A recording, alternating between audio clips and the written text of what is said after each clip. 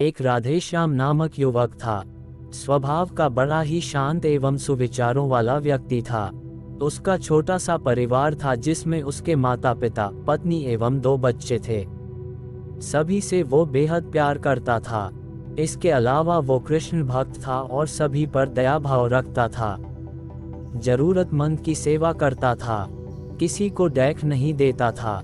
उसके इन्हीं गुणों के कारण श्री कृष्ण उससे बहुत प्रसन्न थे और सदैव उसके साथ रहते थे।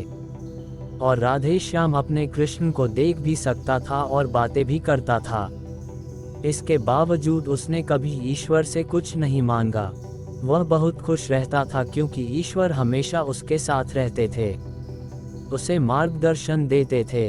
राधेश्याम भी कृष्ण को अपने मित्र की तरह ही पुकारता था और उनसे अपने विचारों को बांटता था। एक दिन राधेश्याम के पिता की तबीयत अचानक खराब हो गई। उन्हें अस्पताल में भर्ती किया गया। उसने सभी डॉक्टर्स के हाथ जोड़े, अपने पिता को बचाने की मिन्नतें की, लेकिन सभी ने उससे कहा कि वो ज़्यादा उम्मीद नहीं दे सकते और सभी ने उसे भगवान पर भरोसा रखने को कहा। तभी राधेश्याम को कृष्ण का ख्याल आया और उसने अपने कृष्ण को पुकारा। कृष्ण दौड़े चले आए। राधेश्याम ने कहा, मित्र, तुम तो भगवान हो, मेरे पिता को बचा लो। कृष्ण ने कहा, मित्र, ये मेरे हाथों में नहीं है। अगर मृत्यु का समय होगा तो होना तय है।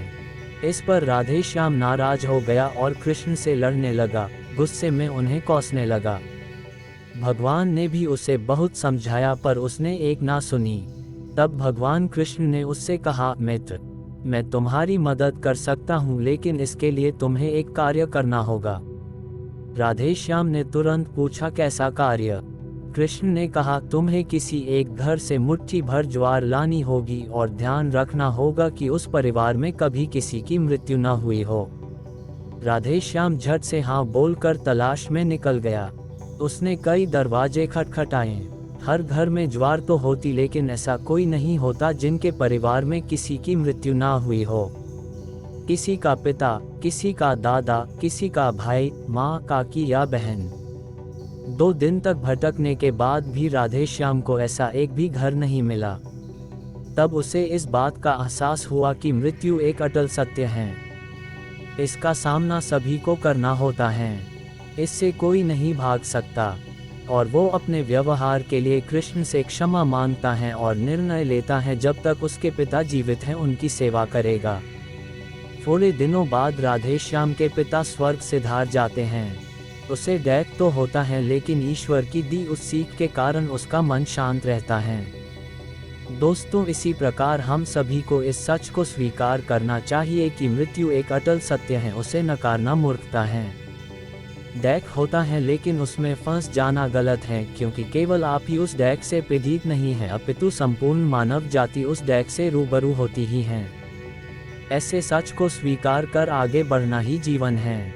कई बार हम अपने किसी खास के चले जाने से इतने बेबस हो जाते हैं कि सामने खड़ा जीवन और उससे जुड़े लोग हमें दिखाई ही नहीं पड़ते।